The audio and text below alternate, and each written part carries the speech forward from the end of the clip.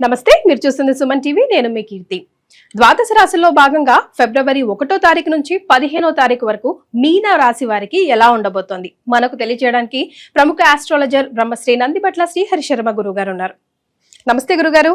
వాగర్థావివ సంపృక్తౌ వాగర్థ ప్రతిపత్తయే జగతః పితరౌ వందే పార్వతీ పరమేశ్వరౌ. సదాశివసమారంభాం శంకరాచార్య మధ్యమాం అస్మదాచార్య పర్యంతం వందే గురు పరంపరాం. ఆదిత్యాయ చ సోమాయ మంగళాయ బుధాయ చ గురు శుక్ర శనిభ్యశ్చ రాహవే కేతవే నమః.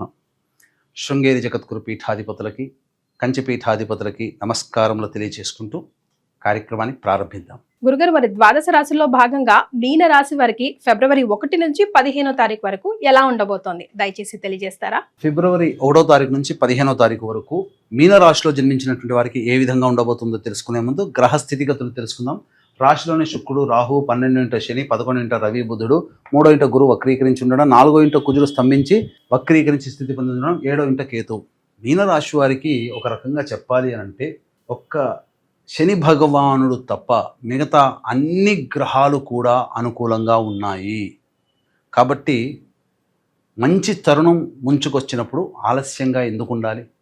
అన్ని పనులు ఏవైతే అనుకున్నామో వాటిని అమలు చేసే ప్రయత్నం కనుక చేస్తే జీవితం ఈ మీనరాశి వారికి ఆనందదాయకంగా ఉంటుంది. గ్రహస్థితులు అనుకూలంగా ఉన్నాయి. గ్రహ సంచారం జరుగుతున్నప్పుడు అనుకూలం ఉన్నటువంటి రోజులు ఏవైతే ఉంటాయో ఆ రోజుల్లో కనుక మీరు మీ యొక్క ప్రణాళికని అనగా ప్లానింగ్స్ని ఇంప్లిమెంటేషన్గా అమలు చేస్తారో ఖచ్చితంగా విజయాన్ని పొందుతారు. అందులో నో డౌట్. అన్ని రంగాల్లో ఉన్నటువంటి వారికి మంచి స్థితిగతులు గోచరమవుతున్నాయి. కాబట్టి చక్కగా ఇప్పుడు చెప్పబోయేటువంటి విషయాన్ని జాగ్రత్తగా విని ఏ రంగంలో వాళ్ళకి మంచి జరగబోతున్న విషయాలతో ముందుకు వెళదాం. ఇక గమనించుకున్నట్లయితే రాశిలోనే శుక్రుని యొక్క రాహు యొక్క ప్రభావం వెరసి స్త్రీలకి మంచి పెద్దపీట వేసేటువంటి అవకాశాలు గోచరమవుతున్నాయి.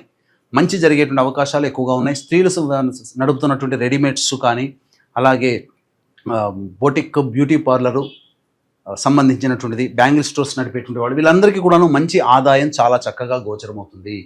ఇక చూసుకున్నట్లయితే restaurant business, hotel business, FMCG markets, super markets, అలాగే ఈ సంబంధించినటువంటి టిఫిన్ సెంటర్స్, రెస్టారెంట్స్ నడుపుకునేటువంటి వాళ్ళు, పూజా స్టోర్సు మరియు తీర్థయాత్రలు నడిపేటువంటి వాళ్ళు, తోపుడు బండ్ల వ్యాపారస్తులు, road side vendors, curry points నడుపుకునేటువంటి వాళ్ళు, ఎడ్యుకేషనల్ ఇన్స్టిట్యూషన్స్, అలాగే జ్యువెలరీ, ఆర్నమెంట్స్ రంగంలో ఉన్నటువంటి వాళ్ళు వీళ్ళందరికీ కూడాను ధనాదాయం చాలా చక్కగా ఉంటుంది. కొత్త వ్యక్తులు పరిచయం అవుతారు. వ్యాపారం విస్తరణకు అది మంచి నాంది పలుకుతుంది. మీకు సహాయం చేసేటువంటి వ్యక్తులే మీకు పరిచయం అవుతారు. ధనాదాయం బాగుంటుంది. కుటుంబంలో శాంతి, సౌఖ్యము లభిస్తాయి. కుటుంబ భద్రత పెరుగుతుంది. అన్ని రకాలుగా మీరు ధనముని సంపాదించుకోవడం వల్ల చాలా హుందాగా సేఫ్ సైడ్లో ఉంటారని చెప్పవచ్చు. ఇక చూసుకున్నట్లయితే రియల్ ఎస్టేట్ రంగంలో ఉన్నటువంటి వారికి కష్టాలు ఉన్నట్టుగా కనబడతాయి, కానీ కష్టాలు ఉండవండి.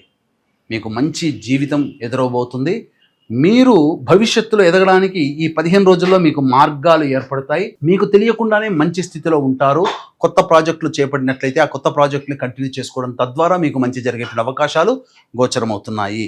అలాగే లాయర్, న్యాయవాద సంబంధమైనటువంటి వృత్తుల్లో ఉన్నటువంటి వాళ్ళకి పదోన్నతి లభించే అవకాశాలు, మీ యొక్క కేసులు ఏవైతే ఉంటాయో అవి మీకు విజయాన్ని తెచ్చిపెడతాయి. తద్వారా మీకు ఆనందం కలుగుతుంది అని చెప్పవచ్చు. ఇక రైతులైతే మీరు ఏది చేసినా కొత్త పంటల జోలికైనా వెళ్ళవచ్చు, కమర్షియల్ పంటలు వేయవచ్చు, ఏదైనా కానీ మీకు ధనాదాయాన్ని తెచ్చిపెట్టే విధంగా పంటలు ఉంటాయని చెప్పవచ్చు. ఇక ప్రభుత్వ పరంగా పనిచేసేటువంటి ఉద్యోగస్తులు, ప్రైవేట్ రంగంలో ఉన్నటువంటి ఉద్యోగస్తులందరికీ కూడాను చాలా చక్కటి అవకాశాలు గోచరమవుతున్నాయి. ప్రమోషన్స్తో కూడుకున్నటువంటి జీవితం అనేటువంటిది ఉంటుంది.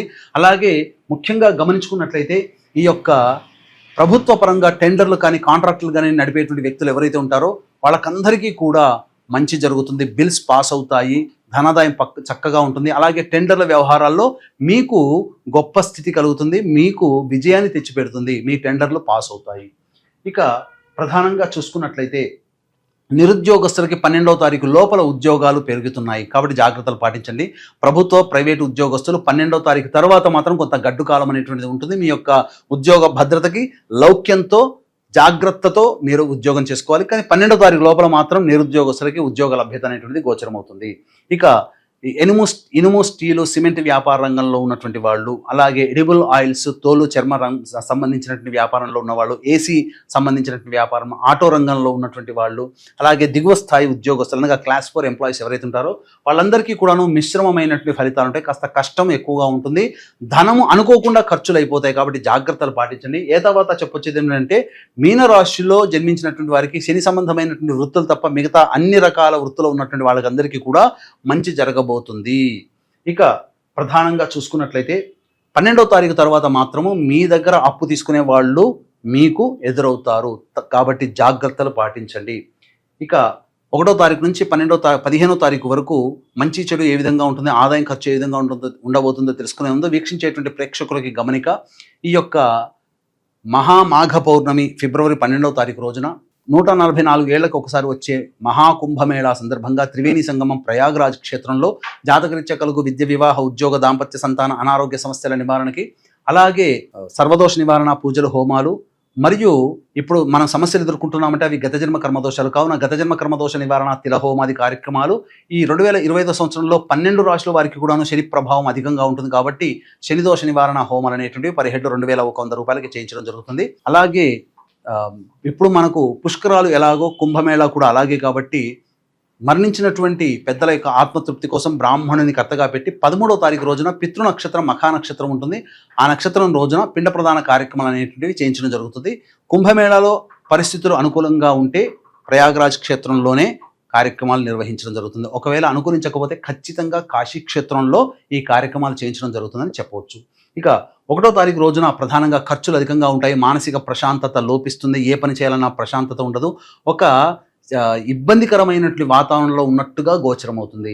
ధనానికి కష్టాలు పడాల్సినటువంటి పరిస్థితి. ఇక 2-3 తారీఖుల్లో చూసుకున్నట్లయితే ఎన్నో రోజుల్లో పెండింగ్లో ఉన్నటువంటి పనులు పూర్తి చేసుకుంటారు. ఒక బాధ్యతను పూర్తి చేసుకున్నామనేటువంటి ఆనందం మీలో ఉంటుంది. అలాగే ప్రధానముగా మీరు విందులు వినోదాలు స్నేహితులు, బంధువులతో గడుపుతారని చెప్పవచ్చు. ఇక 4-5 తారీఖులో కనుక చూసుకున్నట్లయితే కుటుంబ సభ్యులతో వాగ్వివాదాలు పెరిగేటువంటి అవకాశం ఉంటుంది. కుటుంబపరమైనటువంటి ఖర్చులు పెరుగుతాయి, ఆకస్మికమైనటువంటి ఖర్చులు పెరుగుతాయి. కాబట్టి జాగ్రత్తలు పాటించండి. పెద్దవాళ్లతో విభేదాలు వచ్చే అవకాశాలు గోచరమవుతున్నాయి. ఇక 6, 7, 8 తారీఖులో కనుక చూసుకున్నట్లయితే మీరు ఈ చేస్తున్నటువంటి పనులలో ఇతరుల యొక్క సహాయ సహకారాలతో మీ పనులన్నీ పూర్తి చేసుకుంటారు.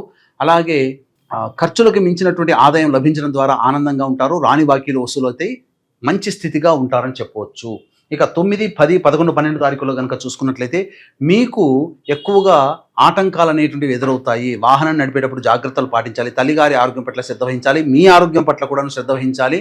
అలాగే ప్రధానంగా గృహోపకరణాలకి, వాహన మరమ్మతులకి ఖర్చులు అధికంగా అవడం ద్వారా మీకు సమస్యలు అధికంగా ఉంటాయి. ధనపరమైనటువంటి ఖర్చులు అధికంగా ఉంటాయి. ఏ పని చేసినా సంతృప్తి అనేటువంటిది ఉండదు. ఇక 13, 14, 15 తారీఖులో కనుక చూసుకున్నట్లయితే సాధారణం కంటే ఎక్కువగా మంచి జీవితాన్ని పొందుతారు. ఆనందంగా ఉంటారు. మీ యొక్క భాగస్వాములతో వచ్చే పొరపచ్చాలన్నీ కూడా తొలగిపోతాయి. మంచి స్థితిగతులు ఉంటారు. రాని బాకీలు వసూలవుతాయి. ధనాదాయం కూడా చాలా చక్కగా ఉంటుంది. ఏ తర్వాత చెప్పొచ్చేది ఏమిటంటే 1వ తారీఖు, 9, 10 తారీఖుల్లో ఖర్చులు అధికంగా ఉంటాయి. కాబట్టి జాగ్రత్తలు పాటించండి. ఆ ఖర్చును వాయిదా వేసుకోవడం లేదా ఖర్చుని శాతాన్ని తగ్గించుకోవడం చేసుకుంటే మీరు సేఫ్ సైడ్లో ఉంటారని చెప్పవచ్చు. రైట్. మరి ఈ రాశి వారు ఎలాంటి పరిహారాలు పాటిస్తే బాగుంటుంది అంటారండి? గమనించుకున్నట్లయితే ఈ యొక్క 1వ తారీఖు నుంచి 15వ తారీఖు వరకు కుంభరాశిలో జన్మించినటువంటి వారికి సమస్యలు కనుక వచ్చినట్లయితే ఆ సమస్యల పరిష్కారం కోసం ప్రతిరోజు దత్తాష్టకము, కాలభైరవాష్టక పారాయణం రోజుకి 3 సార్లు పఠించండి. ఇప్పుడు చెప్పినటువంటి సమస్యల కంటే ఇంకా వివిధంగా మీ యొక్క జీవితంలో ఎదుర్కొంటున్నారు అంటే అవి మీ యొక్క జన్మజాతకంలో నడుస్తున్నటువంటి గ్రహ దశాంతర దశల యొక్క ప్రభావాలు. కావున దగ్గరలోని మంచి ఉపాసనా పరులైనటువంటి జ్యోతిష్యుల్ని సంప్రదించి వారి సలహాలు, సూచనలు కనుక పాటించినట్లయితే మరింత మెరుగైనటువంటి జీవితాన్ని పొందుతారని తెలియజేయవచ్చు. చాలా సంతోషం గురుగారు. ధన్యవాదాలు. సర్వం శ్రీ ఉమామహేశ్వర పరబ్రహ్మార్పణమస్తు.